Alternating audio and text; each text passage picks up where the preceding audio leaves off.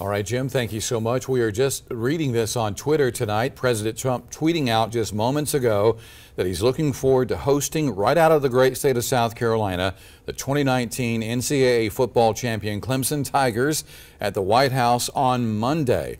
What a game, he says, what a coach, and what a team. So less than a week after claiming the title, the Clemson Tigers with their head coach Dabo Swinney, they're headed to the White House to be greeted by President Trump.